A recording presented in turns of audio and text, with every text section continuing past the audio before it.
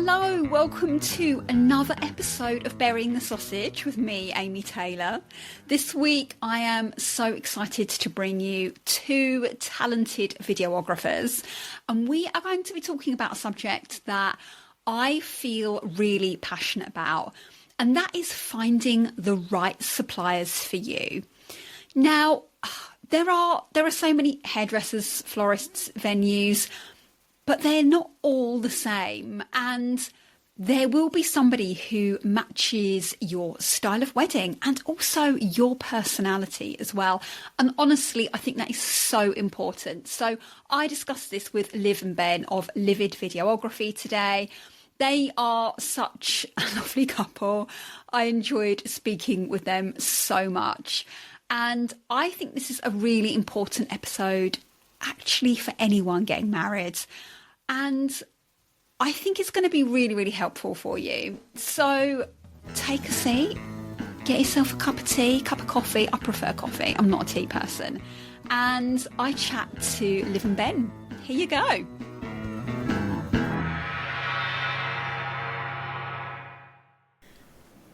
Hello, how you doing?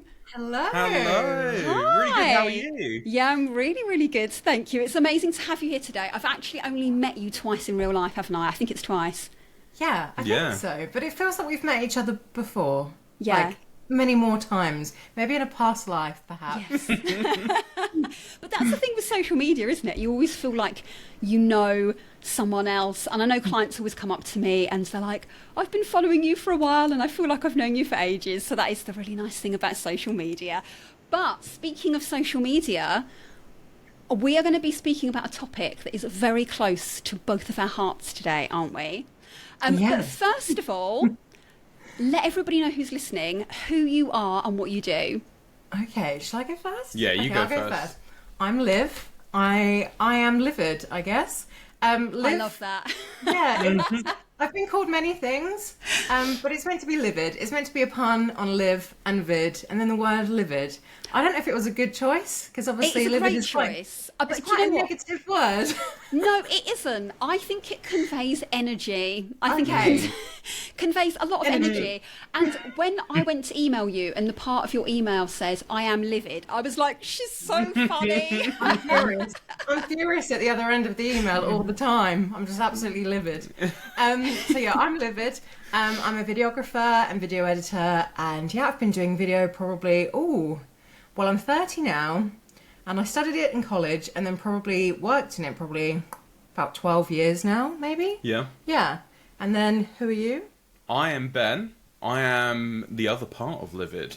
So I film with Liv as well. So I'm always there on the wedding days. Yeah, they'll see both of you, won't they?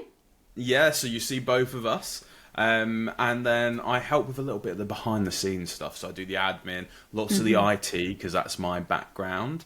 And just generally support you where you need it, don't I? Yeah. I need a lot of support.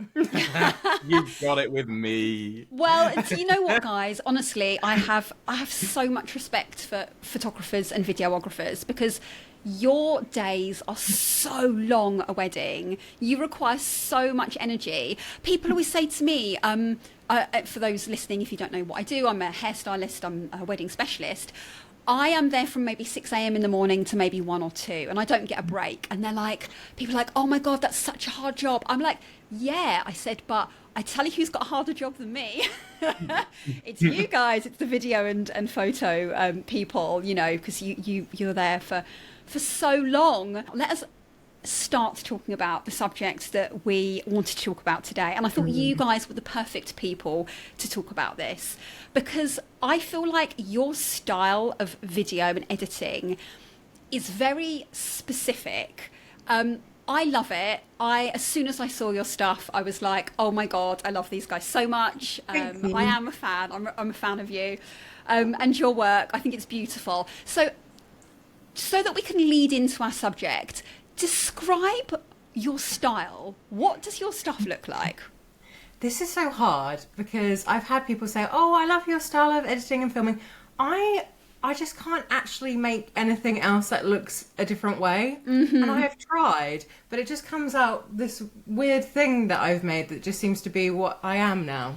And I've asked other people to describe it for me because I find it so difficult. And a lot of people say like modern nostalgia, and like this home movie documentary kind of style that's quite stylized at the same time.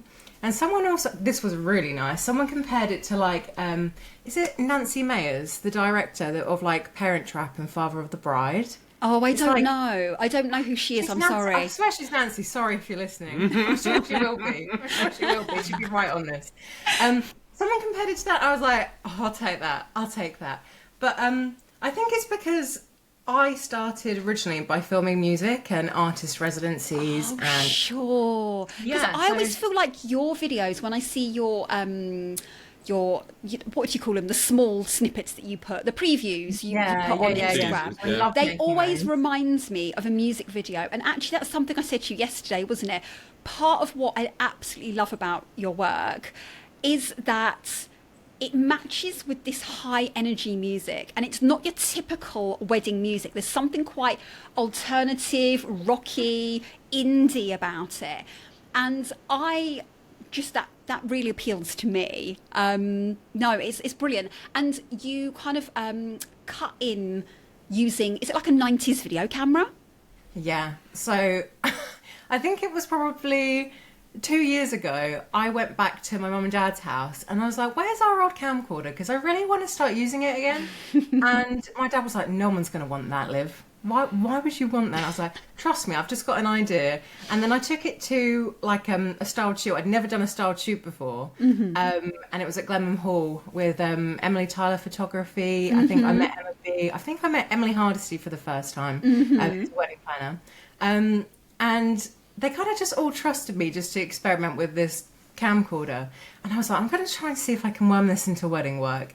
And then I did it on like a little reel or something and people loved it. So I was like, okay, cool.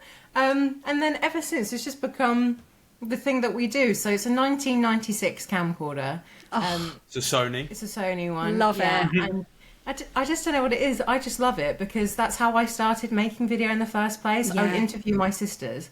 I'm one of four. I'm the youngest. Probably the most annoying. Oh, I'm the one oldest of four. Are you? Yeah. I feel like I'm the one that tried to stand out all the time and be a bit weird, like Tumblr girly. And so I'd like interview my sisters, like pretend like we're famous people on it, and do like holiday tours, like around our rental, like our villa on the camcorder all the There's time. some good home videos. Yeah. So that's just how it started. So then I just thought, well, I'll just bring this into my work, and it's just. I think with that as well, like the thing that like I personally enjoy about sort of the way you like to do things, Liv, is like the multi-format. So like we'll shoot across a load of different formats. So you'll start seeing like things like drone clips being introduced. A lot of the camcorder stuff came about, like, it's not really that long ago, was it really? How long have we been doing it? Like a year and a half, 2 years? And we're always sort of like, you know, Liv will pick up like fisheye lenses or different filters or different lights, and like we'll always try something new. And I think behind the scenes, the things that you don't see is sometimes that doesn't work out. And we go, okay, right, we like that idea, but like let's adjust that slightly into something that can work in a wedding video. And because you're sort of Liv's always so up for it, we don't have like a rigid routine of like we're going to go in, we're going to get these shots, we're going to do this, we're going to do that. We just like go in, capture it as it is on the format we happen to be shooting on, and then that allows Liv to be much more creative in the edit, because we've got so many. Sometimes like me and Liv will be shooting the same thing. I'll shoot it on a camcorder. Liv will shoot it on a normal camera. And then like you'll be able to cut between those two and get a completely different feel from those different formats.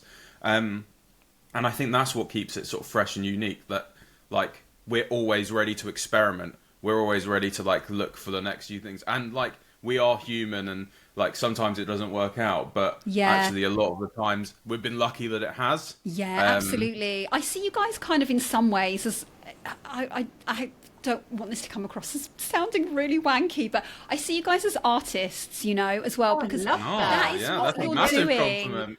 But that is what you're doing, because you're, again, like you say, with all those different formats. Like anybody listening, please go to their Instagram. I'm going to put it in the show notes so you'll be able to go and find them. But there's nothing boring about what they do. Like, it's so engaging, it's so interesting. There's so many textures, there's so many colours. It's really beautiful. Like it's not just a memory for somebody, but it's something like an art piece for them to look back at. You know, like honestly, that's how I feel about what you do, and that's why I was so excited to speak to you today. Oh, thank you. But no, honestly, I absolutely love it. So let us talk about the subject today. And the subject will be how to find suppliers that match your style and match your vibe.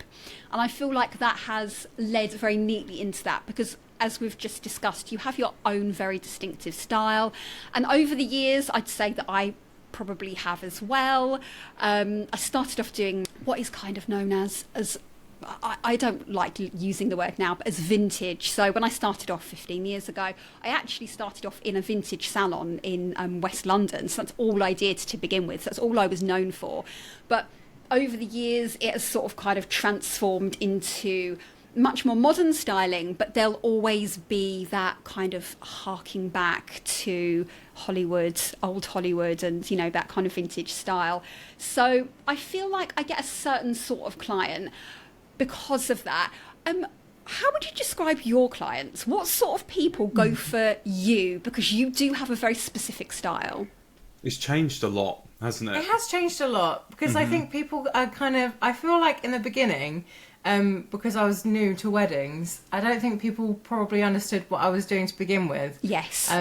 But now, because people have kind of trusted my process a bit more, or getting, to be fair, I don't think I can even put it down to like one kind of client that we have. It's so varied. We get a variety, but we tend to get people that like, when the feedback we get a lot is just like, we like that style, we liked this part that you did. We sometimes get like comments on like, we really like the camcorder part you did, or like, we're really excited about this drone clip, or like there'll be little bits. So it will all be people that are excited about a specific element of the style, but the person that behind that changes massively. It changes all the time, and I think the probably connecting factor between all of them is that they want to document the day as it happened. They want it to come across as how it naturally unwinded and how fun it is, because a lot of them say that sometimes they see wedding videos and they can be quite slow, the pace can be quite slow, and they can be quite slow music. And I think I do see that, and I think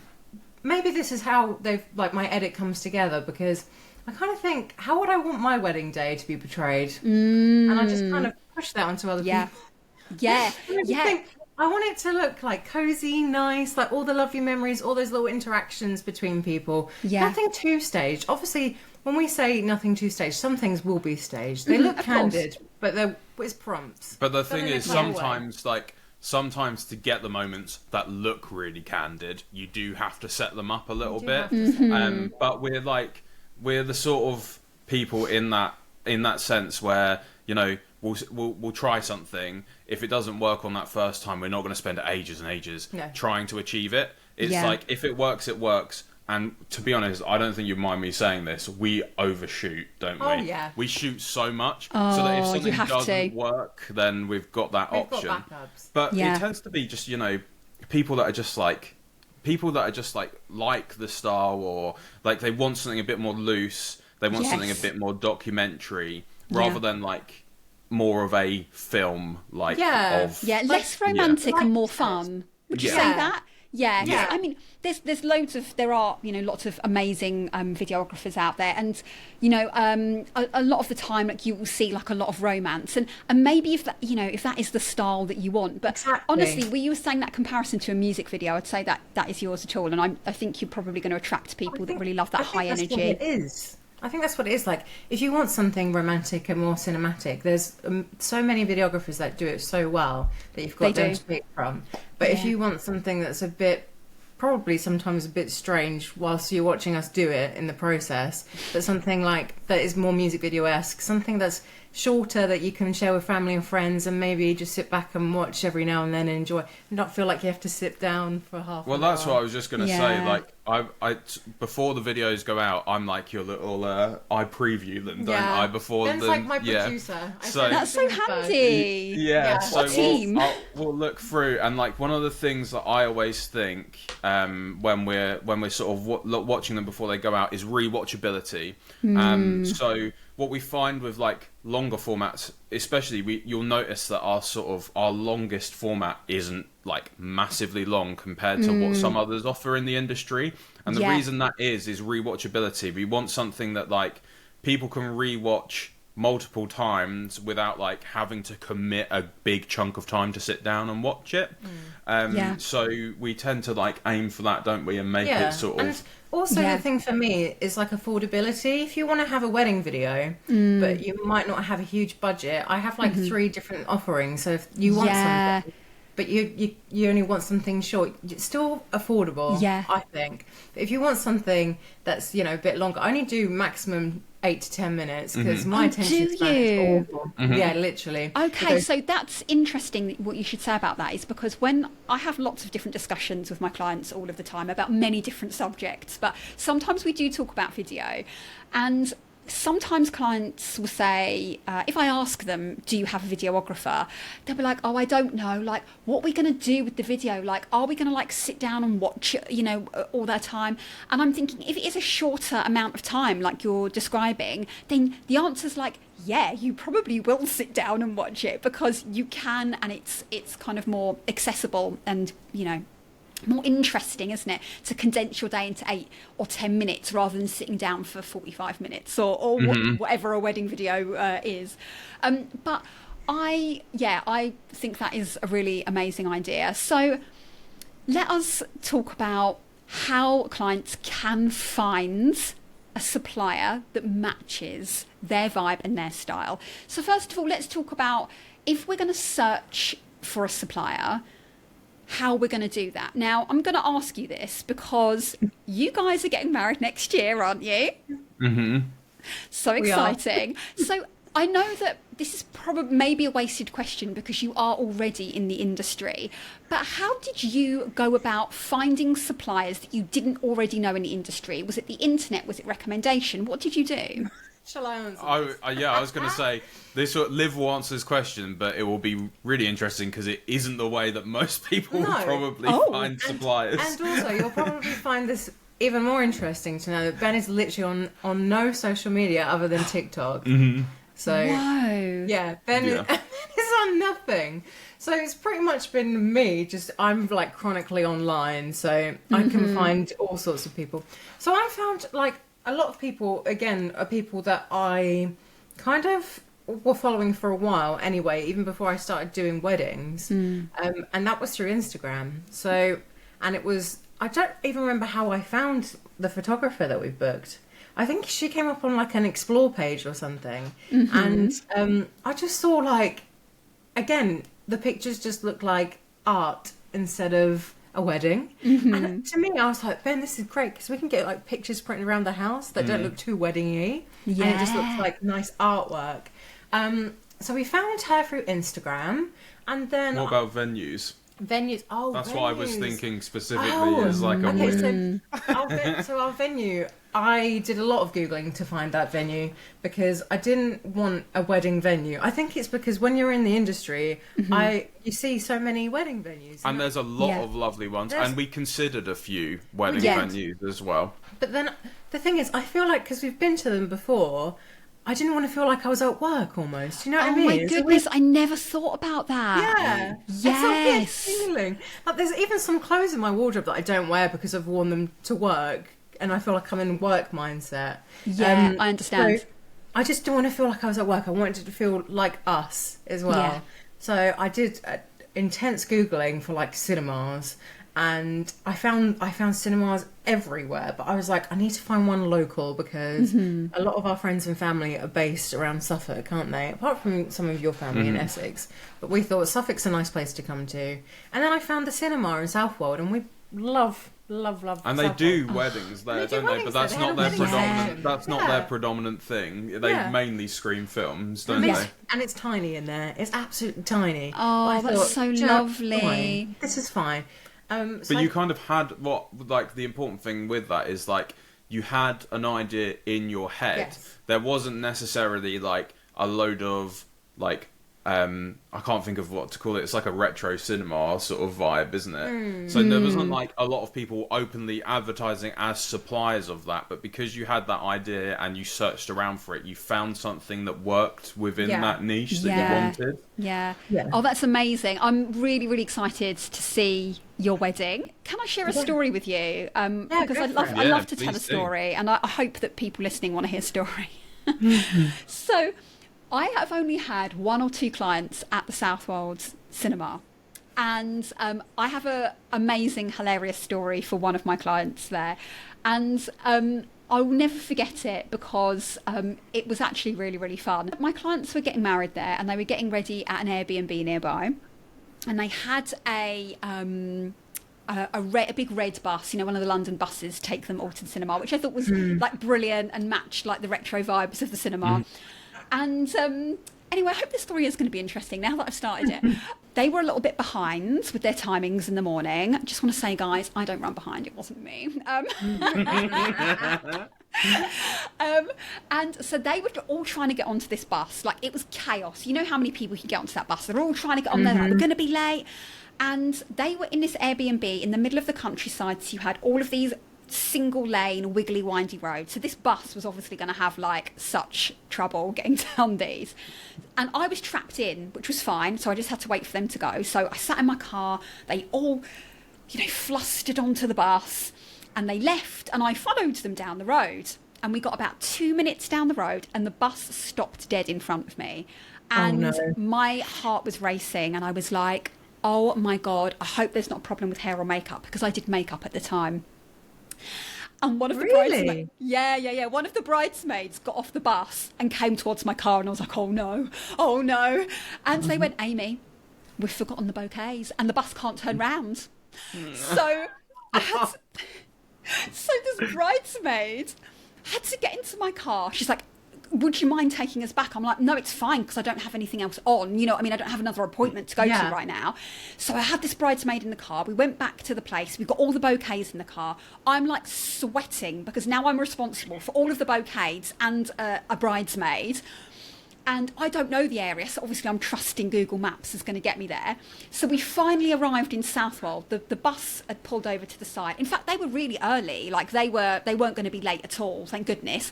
And this isn't, you know, if anybody's listening, this is another reason that everybody needs to be on time. And anyway, we got all the bouquets out, and the bridesmaid got out, and I saw the mum come off of the bus and come towards me, and I was like, oh my God. And I wound down my window, and she went, Amy, thank you so much. And she shoved a wad full of cash through the window at me. So then I was like, no. And I'm like trying to throw the cash back out the window at her, and she's trying to throw it back at me. And so anyway, I just had to tell that story. I love telling a story, and that is one of my memories of the cinema, even though I've never seen it. But it's a really fond memory of mine, because actually it all worked out fine in the end. It was actually hilarious, and they had an amazing day. I hesitated whether or not to tell the story, because this is the podcast for the overwhelmed bride, and I don't want anybody to feel worried. I'm stressed. But it's also, it's like super normal to feel overwhelmed, because there's a lot, isn't there? There's like a lot to take in, a lot to think about. But the thing that from experience of just shooting weddings over the last few years, is that it just all works out regardless. Like, everyone pulls together, don't they? Everyone just makes it work. Like, so if someone steps into a role on the day, don't they, and does it, and it just all works out. So, yeah. Yeah, it does. Nothing ever runs smoothly in life, does it? And I always say to brides, if something bad's happened, I was like, one bad thing normally happens at a wedding, and if this is the worst thing that can happen, it's really not that bad. You're good. It's really not that bad. Yeah. You're good. Absolutely. I mean, really, in the truth of it, the amount of weddings we do, the amount of really, really serious things that I've seen gone wrong is virtually none. And it's always minor things. It doesn't matter. And I know this is really cheesy and it sounds really cliche, but if something small goes wrong, it's just a funny story to tell about your wedding day. Exactly. It might not feel funny at the time, but it will definitely be the highlight, like a week or two down the line. Oh, it will. I absolutely love it when it comes to the rings and the rings don't go on. Yeah. Everyone's hands are a bit clammy. Everyone's a bit sweaty. Yeah. And everyone's so worried about it. I absolutely love that. It's like our favourite bit, like when that happens, because it's like it adds weddings can feel like, I think sometimes weddings can feel like some parts of them are like super regimented and staged and polished, but they're like, it's two humans like making a bond. That's the basic, and it's nerve-wracking. You're in front of loads of people, and it makes it human. Like those are the nicer moments, like when things like that happen. It might not feel like it at the time, but those are the bits where you'll look back on your photographer or your videographer or just your memory of it and go, oh, that was funny, or that was a really nice moment that actually happened. Yeah. Sorry, I'm just adjusting my camera. I do apologise. It was sliding down the screen. I could see it moving. I was like, oh no. I'm sorry to interrupt you guys. But no, I agree with everything you say. But do you know what? When you guys get married, you're going to have a whole new appreciation for that moment, aren't you? Of when that bride is like, I'm so scared. Yeah, I think right now we're a bit desensitized to it being behind the camera, but we're me and Liv are both very we're very taken by emotion, aren't we? We're quite emotional people, so I think we're both going to be in bits. When Ben proposed to me, it was like an out-of-body experience. I swear, this sounds really lame. It sounds really lame. But like, we were in a really busy area, like Lake Como. It's obviously like a big tourist trap. And we went there, and Ben just got down on one knee. I was like, oh my god, and everything just like went quiet around. It did for like, both I could only of us. like focus on Ben and what Ben was saying. It was really weird. And then I feel like Sorry, go ahead. So in shock. No, it's fine. I was like so in shock, and like this American lady just ran up to me after, and she's like, "I've recorded the whole thing." I was like, "Okay." We can see 2 minutes of us crying. Yeah. That's what way. we were doing. Oh my goodness. That is so cool that somebody got that. I feel like what I want to do is like a series on the podcast of engagement stories, wedding supplier engagement stories, because they're always so interesting. Like everybody's engagement story, like no one's is boring, is it? There's always something cute that's happened. I think I'm going to probably do mine at some point because mine was actually hilarious. So I'm intrigued. Yeah, well, tune in for that one. Watch this space. I probably will do it. Anyway, do you know what, guys? It's been so amazing speaking to you. I knew this would happen, but we need to help our clients out. We need to help our nearly-weds out. We need to tell them how they're going to find the right suppliers for them. So I think you've touched on social media being a really big one, and I think most of people that are getting married, they will be on social media of some description, won't they? Instagram or TikTok. And I know that's where a lot of my clients find me, but also supplier recommendation. That is other suppliers recommending other suppliers. And I feel like you're probably more likely to get a match, because if you've got one supplier that's got one sort of vibe, they are probably going to be recommending other suppliers that are similar to them in some way, or they will have an understanding of their client already. So they'll be like, okay, so this client is like, this is her kind of thing. Okay, I think this person would really suit them. So I think that's probably another way that they could go about finding them. If somebody was going to ask you, how am I going to find the right supplier for me, and you were going to tell them in like a few paragraphs, what would you say to them? Well, I think it's similar to what you have said. Maybe asking your suppliers who they recommend and who might fit their vision, because I think a lot of people we meet have a vision. A lot of people will have a Pinterest board. I have a Pinterest board. Yes. I never thought I'd be that person, but I have about 10. Yeah. So here we are. And like, it's just almost like saving those things, doing a lot of scrolling and seeing who matches that vision. They might not even be local to you. I mean, our photographer is coming from Scotland, so it's like, it's like, it's so important to find that person that will fit your vision, because it's one day of your life. Hopefully you're never going to do it again. Touch wood. So you want to make sure it's perfect. Yeah. And I think it's like what you said, like if a photographer is going to recommend a videographer, they're going to understand their client, understand what's in their head, and also it's going to be cohesive between the video and the photos. They're going to complement each other in a way. They're not going to be really different. And you might be able to, like, when you're searching for suppliers through like TikTok, Insta, or like Pinterest, and finding different styles that you like, you might be able to find some like captions or words in common for like a specific thing that you're looking for, and then searching via those keywords will probably find you the suppliers that are like doing those things regularly. So if you've got like a specific niche or something you want, it's almost like watching for the patterns of like how they're tagged, and then searching via that probably helps. So that's a clever response. That's a great idea. To be fair, like what you said, Amy, and you as well, Liv, is just like you over there, is recommendation from another supplier that you've had a good experience with is absolutely invaluable, because the thing is, it's that your opinion of them is on the line if they're recommending someone, so they've got to be really comfortable to be able to do that. If you've had a really good experience with a supplier and then you get a recommendation from them, that's one to trust. They're not gonna put their own reputation on the line by recommending someone that isn't going to be a good fit, basically, in most instances. That's such a good answer, Ben. That really is. Like, if I have ever worked with another not another hairstylist, that doesn't often happen, like another makeup artist or any other supplier really, and I've seen that maybe they've not done a particularly great job, like, I'm not going to be recommending them to anybody else. Do you know what I mean? So that's why I think you're right. Other supply recommendations, they should be trusted, because it is our own reputations on the line. If we're going to recommend somebody that's rubbish, then that comes back to us. So, no, I completely agree. And the other point that I was going to make, going very slightly off topic, is I know clients aren't going to be able to do this all the time, but clients ideally are going to want somebody that they like as a person and get on well with, especially if they need to spend a lot of time with on the day. So you guys, you're with them for, depending on what package they buy, you might be with them for up to 12 hours or something crazy. I'm there for anywhere between 4 and 7, which is a third of the wedding day.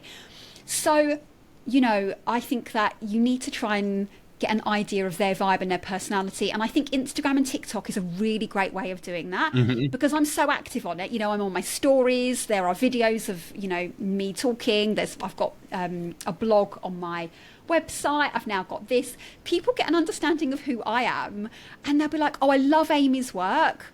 And actually, I think it would be really lush to have her there on the day as well. I think that's what clients are looking for, aren't they? And that's super important, like you said, because of like the period of time that you're going to spend together. And also, not only that, it's like, it is a highly emotional day. It's probably the most important day of your life for most people. And it's got to be someone that you're comfortable sharing that with. Because we see a lot of very nervous sort of brides and grooms ahead of the day.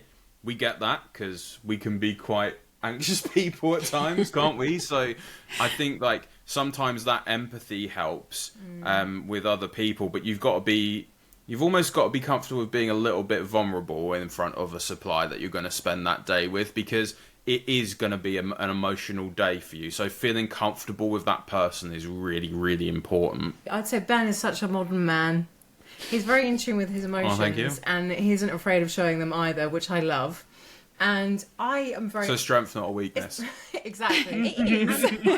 I'm just such an open book with things, and I'm just so honest. And I think people appreciate that, because they can see that, oh, she does this work, but also she's a human as well. And I see her as a friend now. Find suppliers that you can be your authentic self around. That's what we're getting at. Like, we feel that's like we so leave wedding important. days with friends. You're going to have enough on your plate without having to feel like you have to act or be a certain way or feel guarded around someone. So pick up on someone that's like you feel comfortable with, like you feel like they could be your mate. Do you know what I mean? From watching their posts and stuff like that. Like we still stay in touch with brides and grooms from I have. years ago.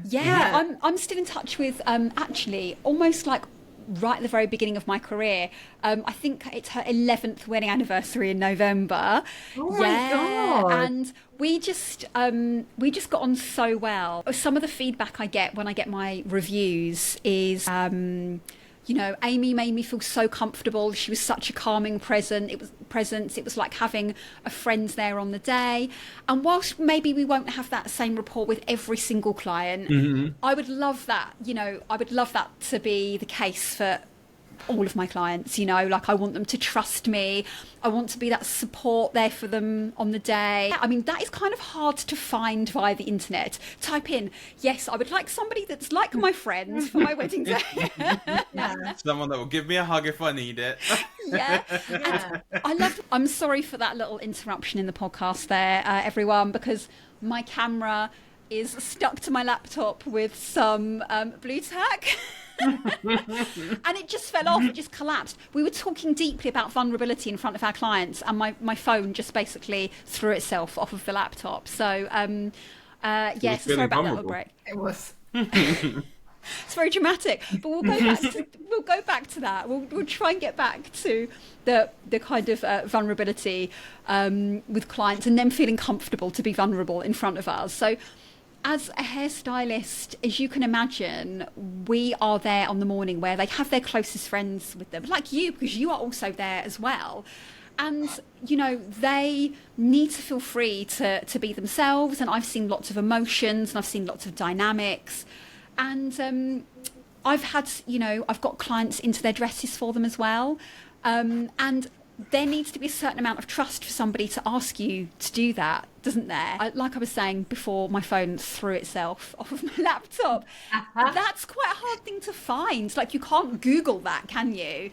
Like, that's a difficult thing to find. So Instagram and trying to get an idea of, who they are is really going to help you for the day. So have you got any tips for anyone who is looking to hire you on their day? What do you suggest to clients? Do you give them any advice before you turn up? Like, I don't know,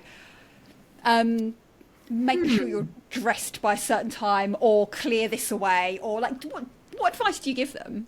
Do you know what? I say nothing, because even if the room is a mess, to me, I know some photographers will hate this, but I just think it's storytelling in a way. It is, but your style and your vibe is storytelling, isn't it? Yeah. It's and documentary. that is like our thing. It's capture it how it is. Yeah. So, but the other thing, the only thing I would say is we do. So we've got like a contact form. So that if you're gonna book with us, we have a load of questions in there. Really do like. Some people, there's a bit like an about me bit where you can like pop a little bit of information about yourself. Some people put like just a couple of things about themselves and about the wedding day. And although this kind of goes against what I said earlier, it is actually really useful if there's like really important stuff or stuff that you really care about, for us to know that ahead of the day. Of course, you can tell us on the day, and lots of people do that anyway. Yeah. But if it's like particularly important and you don't want to have to worry about remembering to say it and stuff like that, make sure you give us that detail from the start, because we definitely do like. We'll write a plan for ourselves in the day with your running order. Book early. Book early to avoid disappointment. Because we are fully booked, aren't we? As soon as I got married already. Who too? Oh God, this is confession. Right, this is an exclusive. Bigamy alert. As soon as we got engaged, we got engaged in September, and then I waited until most of the supplies books opened in January, and just booked everyone as soon as possible. All the ones that I knew I got them as soon as possible, because I was like, I'm just not going to be disappointed at all. Yeah. So I'd say if you've got a vision and you know who you want to book, act fast. It's good advice. Yeah. And there's been a lot we haven't been able to do that we would have loved to do, just because it's coming in too late. But I will always recommend someone else that I trust, or whose vibe I think they'd connect with. And then another bit of advice would probably be, if you want to book me You can always chat to me on Instagram. Yeah. So if you want to get to know me or like ask any questions, then please feel free. Amazing. And also just to learn how the dynamic works with me and Ben as well. Because I think some people are like, oh my God, 2 videographers, it's going to be so much on the day. We're chill guys. But yeah, we are chill. And also with photographers, I really respect photographers because I think they're amazing. And like how they work with family portraits and all of that. It's really hard work. It's so much hard work. It is. But I really, really respect photographers, and I think that we really enjoy working with them as well. When it's a collaborative We always make thing. sure we collaborate with ideas, and I might sometimes show them a few ideas I've seen on Pinterest, and they're like, oh, that's actually a really cool idea. And then we try and recreate it, or we have like a little chat whilst we're having our food, like, should we go and try this together? And so I'm always like, I can't actually stop thinking of ideas. Yeah. So that's also why it's so nice when you're working with someone like that, that you can be like, let's go and run off and do this with the couple. It might be and really that's why it's good when, you know, suppliers recommend other suppliers, because you get that rapport and you get that amazing working relationship. And I have spoken to loads of clients who, on the morning, you know, kind of there'll be like great vibes between the suppliers, and they'll be like, oh, I love this, like I love that you know each other, this is like so great, it's like the atmosphere's so great. So that would be my big tip to clients is trust your suppliers' recommendations. Anyway, Liv and Ben, we have spoken for so long. I could talk to you for so much longer. I really appreciate your time today. It's been so fun chatting with you, and I really hope that it's been helpful. Yeah, thank you for having us on. It's okay. If anyone has any questions, comments, please leave them on Spotify or on the Burying the Sausage Pod Instagram. We haven't even spoken about the name of this podcast yet. Had you heard about Burying the Sausage? It was a recent thing, right? It was a recent thing. And I listened to your first podcast, and I was shocked to hear that it was just like a TikTok thing. I thought there must be some deeper meaning behind it. People aren't seeing it as like a TikTok thing. A lot of people are thinking that it's like a really old... It's like a ritual. Yeah. Well, you see, this is what I thought and why I was almost disappointed. However, I do have a bit of an update. So apparently Southwood Hall have been doing it for at least 10 years. Oh, really? Yeah, and apparently somebody told me, I do need to confirm this with Southwood Hall. Southwood, if you are listening, please confirm this. But somebody was telling me that it was a Cornish bride that brought the ritual to Southwood, and they started doing it from then, about 10 years ago. Okay. So there is a bit of history then. A small amount of history. It's not kind of like mystical and medieval like I'd sort of hoped. But, but maybe it is, we don't know. Anyway, guys, we're gonna wrap this up and I'm gonna say goodbye to you now. If people want to find you, if people want to book you for like 2026, if your 2026 diary is open, where can they find you? Instagram, my website, TikTok, anywhere. Just great. Actually, not just anywhere, just those 3 places. It's www.liv-vid.co.uk. Well done. I did remember. I always get the Instagram handle mixed up. Yeah. But I did Well, remember you've trained him well because he's recently started working with you full time, hasn't he? And he's done all the research. So Yes. Thank you so much, guys. It's been amazing speaking to you. I really hope I get to work with you again soon. And speak to you later.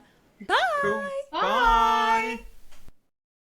Aren't Liv and Ben the cutest? And I hope you enjoyed that episode and it was helpful, and that you now understand the importance of giving yourself enough time to find the right suppliers, especially the ones you have to spend so much time with. I have got another guest for you next week. I'm also really excited to have a chat with her. I'm not going to reveal too much at the moment, but if you have enjoyed this episode, I would really appreciate it if you are able to rate this on Spotify, or even just message me and just let me know that you've enjoyed it. So that's all for now. Thanks so much for listening. The episode was written and produced by me, Amy Taylor, with music by Paul Finley.